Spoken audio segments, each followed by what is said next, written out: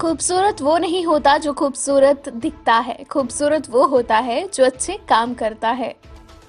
नमस्कार, सलाम, सत श्री अकाल। मैं हूं शालिका ठाकुर लेकर हाजिर आपके लिए हमारा ये खास कार्यक्रम जिसका नाम है क्या चल रहा है भारत। तो क्या कुछ चल रहा है भारत में वो तो आपको मैं बताऊंगी ही, साथ ही आपको आज की हिस्ट्री से भी रूबरू करवाऊंगी और एक खास ज्ञान की बात जो आपके लिए हम लेकर आते हैं। और इसी के साथ कार्यक्रम में हमने कुछ किया है एडिशन, हम आपके लिए एक जनरल नॉलेज का सवाल लेकर आए हैं जिसका जवाब अगर आपके पास है तो आप कमेंट करके उसका जवाब हमें दे सकते हैं। और जो भी सबसे पहले जवाब देगा, कल मैं आंसर बताते वक्त उस व्यक्ति का नाम हमारे कार्यक्रम में अनाउंस करूंगी। तो आज का वो खास सवाल क्या है? सवाल है कि भारत भारतीयों के लिए नारा किस संस्था ने दिया था? ऑप्शन ए अशासकीय संस्था, ऑप्शन बी आर्य समाज ने, ऑप्शन सी ब्रह्मा समाज ने, ऑप्शन डी इनमें से कोई नहीं। तो क्या है आपका जवाब? और आपके पास जवाब है तो जल्दी से हमारे साथ शेयर कीजिए। कल अगर आप सबसे पहले जवाब देते हैं तो आपका नाम कार्यक्रम में अनाउंस किया जाएगा। और इसी के साथ अब मैं बढ़ूंगी कार्यक्रम में आगे की ओर। तो 1928 में पहली बार वॉल्ट डिज्नी कंपनी का मैस्कॉट स्टीम बोट बिली नजर आया जिसका नाम मिकी माउस पड़ गया। 1963 में अमेरिकी टेलीफोन कंपनी बेल सिस्टम्स दुनिया के सामने पहला ऐसा फोन लाई जिसमें बटन वाला डायलिंग पैड था। 1978 में दक्षिण अमेरिका में गयाना शहर में 276 बच्चों समेत 914 लोगों ने सामूहिक आत्महत्या कर ली थी। 1979 में आज ही के दिन लगभग 50,000 लोगों ने बुल्गारिया के शहर सोफिया में राजनीतिक सुधार की मांग को लेकर सड़कों पर विरोध प्रदर्शन किया था। अब बात करते हैं आज की टॉप 7 न्यूज की। तो क्या कुछ खास है आज की टॉप 7 न्यूज में वो आपको बताती हूँ। अमेरिका के नए राष्ट्रपति बाइडेन ने पीएम मोदी को किया आश्वस्त, निभाएंगे साथ, चिंतित हुआ चीन। अमेरिका के नए नवेले राष्ट्रपति जो बाइडेन ने साफ कर दिया है कि वो भारत के साथ दोस्ती आगे बढ़ाएंगे, दोनों देशों के बीच रिश्ते और प्रगाढ़ होंगे। उन्होंने कहा है कि वैश्विक चुनौतियों से भारत के साथ काम करने के लिए तैयार हैं और हर चुनौती से मिलकर लड़ेंगे। पीएम नरेंद्र मोदी ने भी जो बाइडेन और कमला हैरिस को गर्मजोशी के साथ बधाई दी है। इंडो पैसिफिक क्षेत्र में अमेरिका और भारत के साझा सहयोग की चर्चा के साथ चीन के कान खड़े हो गए हैं। दरअसल इंडो पैसिफिक क्षेत्र में चीन का दखल निरंतर बढ़ रहा है। चीन अपने सामरिक प्रभुत्व के लिए इंडो पैसिफिक में अपना दबदबा बढ़ा रहा है। नवनिर्वाचित राष्ट्रपति जो बाइडेन ने भी ये संकेत दिया है कि इंडो पैसिफिक क्षेत्र में अमेरिका की रणनीति में कोई बड़ा बदलाव नहीं होने वाला है। अमेरिका की भारत के साथ इस दोस्ती से कहीं न कहीं भारत के दुश्मनों के कान जरूर खड़े हो गए हैं। बढ़ते हैं अगली खबर की ओर। इन 5 कोरोना वैक्सीनों पर टिकी है सरकार की उम्मीदें, जारी है परीक्षण। और कौन सी हैं ये वैक्सीन वो आपको बताती हूँ। कोरोना वायरस वैक्सीन को लेकर गठित किया गया राष्ट्रीय विशेषज्ञ समूह इसे खरीदने और लोगों में वितरण के लिए योजना का काम कर रहा है। वहीं केंद्र सरकार को देश में क्लिनिकल ट्रायल से गुजर रही 5 कोरोना वैक्सीन को लेकर उम्मीद है कि हो सकता है इन 5 में से कोई ऐसी वैक्सीन बनकर तैयार हो जाए जो कोरोना को मात दे। इन 5 कोरोना वैक्सीन में से 3 परीक्षण के एडवांस चरण से गुजर रही हैं। इनमें ऑक्सफोर्ड एस्ट्राजेनेका शामिल है जिसका पुणे स्थित सीरम इंस्टीट्यूट तीसरे चरण का परीक्षण कर रहा है। वहीं भारत बायोटेक की कोवैक्सीन और रूस की स्पुतनिक वी वैक्सीन भी इनमें शामिल है। भारत बायोटेक की वैक्सीन तीसरे चरण के परीक्षण से गुजर रही है। अगले हफ्ते में स्पुतनिक वी के दूसरे तीसरे चरण परीक्षण की शुरुआत हो सकती है। 5 में से अन्य 2 वैक्सीन कैडिला और बायोलॉजिकल ई की हैं। कैडिला की वैक्सीन का दूसरा चरण का परीक्षण लगभग पूरा हो चला है। वहीं बायोलॉजिकल ई अभी पहले से दूसरे चरण में है। तो वैक्सीन बनेगी तो कहीं ना कहीं उम्मीद की किरण जागेगी और कोरोना जैसी महामारी को मात देने के लिए वैक्सीन की जरूरत हमें है भी। फिलहाल एहतियात बरतिए और अपना ख्याल रखिए और इस महामारी से दूर रहिए।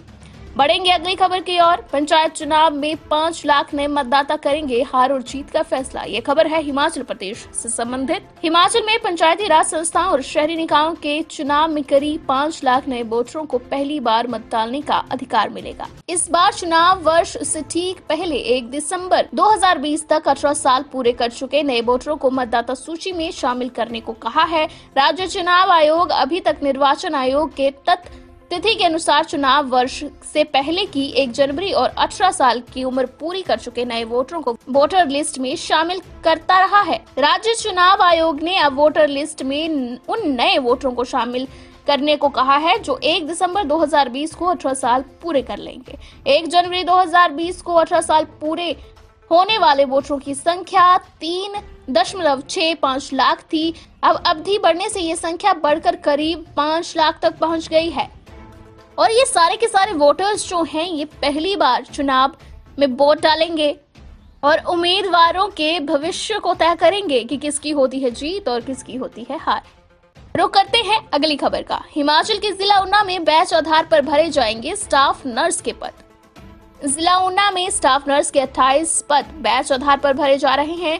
ये भर्ती निदेशालय चिकित्सा सेवाएं हिमाचल प्रदेश द्वारा की जाएगी। ये जानकारी जिला रोजगार ऊना अनीता गौतम ने दी है। उन्होंने बताया है कि सामान्य श्रेणी हेतु 2009 बैच के लिए 11 पद, आर्थिक रूप से कमजोर श्रेणी हेतु 2009 बैच के 1 पद, अनुसूचित जाति श्रेणी में बैच 2010 के लिए 10 पद, अनुसूचित जाति श्रेणी में स्वतंत्रता सेनानी के आरक्षित के अप टू डेट बैच के लिए 2 पद, SC IRDP श्रेणी में 2012 बैच के लिए 2 पद, OBC श्रेणी में 2010 बैच के लिए 5 पद, OBC IRDP में बैच 2014 के लिए 1 पद, अनुसूचित जनजाति श्रेणी में 2010 बैच के लिए 2 पद भरे जाएंगे। अनीता गौतम ने कहा कि जिन अभ्यर्थियों का नाम रोजगार कार्यालय में दर्ज है वे 20 नवंबर तक संबंधित रोजगार कार्यालय में अपने रोजगार प्रमाण पत्र सहित संपर्क करना सुनिश्चित कर लें ताकि उनका नाम चिकित्सा सेवाएं विभाग को